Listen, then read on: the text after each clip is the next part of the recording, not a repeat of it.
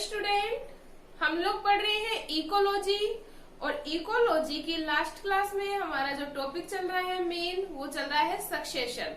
Succession में हम लोगों ने बता दिया था जो सक्सेशन होता है वो 3 टाइप का होता है, हाइड्रोसीयर सक्सेशन, मीजोसीयर सक्सेशन एंड लास्ट जो था हमारा वो था जीरोसीयर सक्सेशन। हम लोगों ने हाइड्रोसीयर सक्सेशन पढ़ लिया था और हमारा जो टॉपिक चल रहा था वो चल रहा था जीरोसीयर सक्सेशन के बारे में। We all know that student कि जीरोसीयर सक्सेशन क्या होता है, मतलब इस प्रकार का जो सक्सेशन होता है वह शुष्क आवास में प्रारंभ होता है। किसमें प्रारंभ होता है? शुष्क आवास में प्रारंभ होता है। वी ऑल नो दैट जो जीरोसीयर सक्सेशन होता है उसे भी 2 पार्ट्स में डिवाइड किया गया था, लिथोशियर एंड सेमोशियर। फर्स्ट हम लोगों ने पढ़ लिया था लिथोशियर सक्सेशन के बारे में कि what is lithosere succession. We all know that कि वह सक्सेशन जो चट्टानों से प्रारंभ होता है कौन सा कहला रहा था? लिथोशियर सक्सेशन। क्लियर है? और जो सेकंड था वो हमारा था सेमोशियर सक्सेशन। तो आज हम बात करेंगे किसके बारे में? सेमोशियर सक्सेशन के बारे में। तो अपना जो टॉपिक है वो क्या है? सेमोशियर सक्सेशन।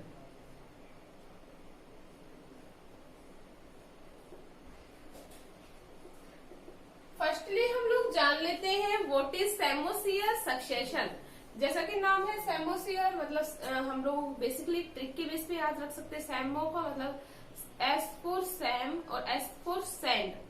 सैमो का मतलब हम लोग ले सकते हैं सैंड। सैंड क्या होती है? मिट्टी। सैंड क्या होती है भाई? मिट्टी। तो हम लोग बोल सकते हैं बेसिकली इस प्रकार का जो सक्सेशन होता है वो रेतीले आवास से या रेत के टीबों से प्रारंभ होता है। क्या कहलाएगा? सेमोशियर सक्सेशन। हम लोग वापस से बोलते हैं कि मतलब वह सक्सेशन जो रेतीले टीलों से या मिट्टी से प्रारंभ होता है, शुष्क रेत से प्रारंभ होता है, क्या कहलाएगा? सेमोशियर सक्सेशन। इतना क्लियर है? जैसा कि हम लोग जानते हैं कि जो सक्सेशन होता है वो वेरियस स्टेज में क्या होता है? कंप्लीट। मतलब सक्सेशन की जो क्रिया होती है वो अत्यंत धीमी गति की क्रिया है जो विभिन्न चरणों में क्या होती है? कंप्लीट होती है। और जो फर्स्ट स्टेज आती है वो पायोनियर कम्युनिटी कहलाती है, जबकि जो अंतिम अवस्था तक धीरे धीरे एनवायरमेंटल कंडीशन चेंज होने पर, एनवायरमेंटल कंडीशन फेवरेबल होने पर जो कम्युनिटी है वो अपने लास्ट स्टेज में पहुंच जाती है। इसे क्या कहा जाता है? Climax community. इतना क्लियर है? तो हम लोग देखते हैं सेमोशियर जो सक्सेशन होता है वो होता है 3 स्टेप्स में कंप्लीट। कितने स्टेप्स में कंप्लीट हो रहा है? 3 स्टेप्स में कंप्लीट। कौन कौन सा? फर्स्ट है algae and glass stage. Algae and grass stage. Hindi में बोलते हैं शैवाल और घास अवस्था। सेकंड है rooted shrub stage. Rooted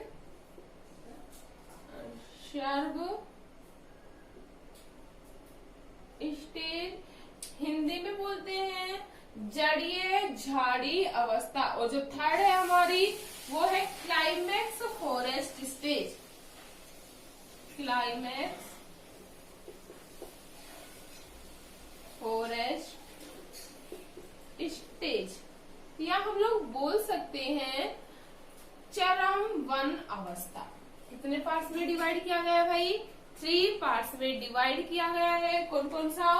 algae and grass stage, rooted shrub stage and last अपना क्लाइमेक्स फॉरेस्ट स्टेज। हम फर्स्टली बात करेंगे एल्गी एंड ग्रास स्टेज। इतना क्लियर है? अब देखिए एल्गी एंड ग्रास स्टेज में क्या होता है। जैसा कि नाम है we all know that student always जो सक्सेशन होता है वो बैरन एरिया से स्टार्ट होता है। कहाँ से होगा? बैरन एरिया से प्रारंभ होता है या निर्जन क्षेत्र से स्टार्ट होता है और फर्स्ट आने वाली जो कम्युनिटी होती है वो कहलाती है पायोनियर कम्युनिटी। क्या कहलाती है भाई? पायोनियर कम्युनिटी कहलाती है।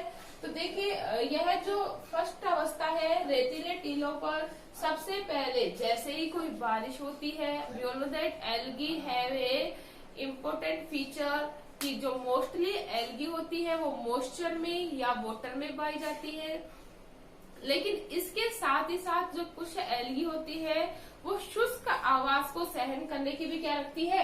कैपेसिटी रखती है। इतना क्लियर है? तो फर्स्ट जो स्टेज होती है वो रेत की टीलों से स्टार्ट होती है, रेतीली मिट्टी से स्टार्ट होती है। फर्स्ट जो स्टेज होगा क्या होता है? एनवायरमेंटल कंडीशन कुछ परसेंट फेवरेबल होने पर, किस टाइम? कुछ प्रतिशत फेवरेबल होने पर सर्वप्रथम जो एल्गी होती है और जो घास होती है वो आकर वहां पर क्या हो जाती है? स्थापित। कौन? एल्गी एंड ग्रास आकर वहां पे आके क्या हो जाती है? स्थापित हो जाती है और कहलाती है पायोनियर कम्युनिटी। क्या कहलाएंगी भाई? पायोनियर कम्युनिटी कहलाती है। एल्गी और ग्रास स्थापित होने के बाद ये वातावरण की नमी को, किसको? वी ऑल नो दैट वैसे तो जीरोफाइट अडेप्टेशन है, वातावरण में बहुत ही कम क्या पाई जाएगी? नमी पाई जाएगी, लेकिन जितनी परसेंट भी पाई जाती है उसको एब्जॉर्बेशन करने की इनमें क्या पाई जाती है? कैपेसिटी पाई जाती है। वातावरण की नमी को अवशोषित करके अपना जो लाइफ होता है उसे क्या करने लगती है? सर्वाइव करने लगती है। इतना क्लियर है? और जो सबसे पहले जो वनस्पतियां आती हैं उनमें प्रमुख है एमोफिला, एमोफिला और सैकेरम। एमोफिला, सैकेरम ये विभिन्न स्पीसीज आकर यहाँ पर स्थापित हो जाती है। इनका जो मुख्य कार्य होता है हम लोगों को पता है, जो सैंड ड्यून्स होते हैं या मिट्टी जो होती है रेतीली, वो क्या होती है? इनके बीच में स्पेस ज्यादा पाया जाता है। स्पेस अधिक पाए जाने के कारण ये मिट्टी में मॉइस्चर की जो मात्रा होती है वो बहुत ही कम पाई जाती है। तो जो ये जो जातियां हैं वो मिट्टी को बांधने का कार्य करती है। किसका कार्य करेंगी भाई? मिट्टी को बांधने का कार्य करती है, जिससे जो मिट्टी है उसको स्टेबिलिटी मिल जाती है। इसके साथ ही साथ ये नमी को भी स्टोर करने का क्या करेंगी? कार्य करती है। क्लियर है? अब धीरे धीरे ये एक फिक्स टाइम अपनी लाइफ सरवाइव करने के बाद नष्ट हो जाती है और इनकी जगह अब एनवायरमेंटल कंडीशन क्या होगी? थोड़ी और फेवरेबल। रीजन क्या है? इनके नष्ट होने से किसका फॉर्मेशन होगा? ऑर्गेनिक मैटर का। किसका फॉर्मेशन होगा भाई?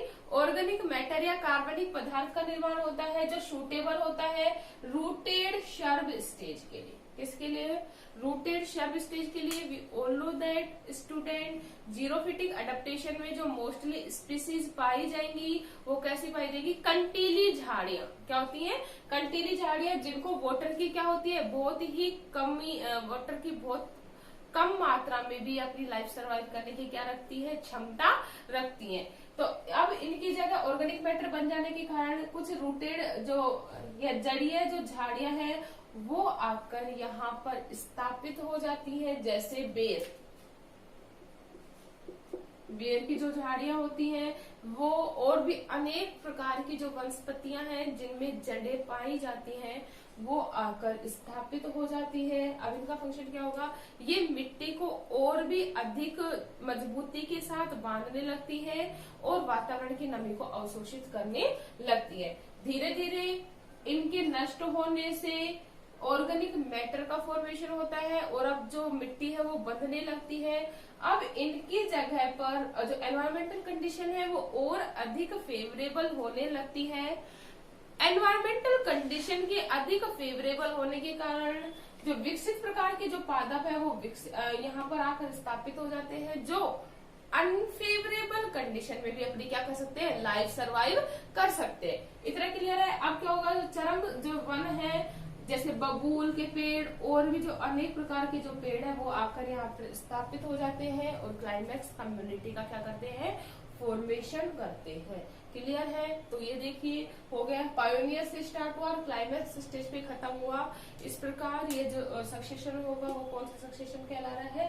सेमोसियर सक्सेशन। इतना क्लियर है? अब हम बात करते हैं थर्ड टाइप का जो सक्सेशन है। हम लोगों को पता है, हम लोगों ने हाइड्रोसियर पढ़ लिया, जीरोसियर पढ़ लिया, और अब जो थर्ड सक्सेशन है वो है अपना मीजोसियर सक्सेशन। मीजोसियर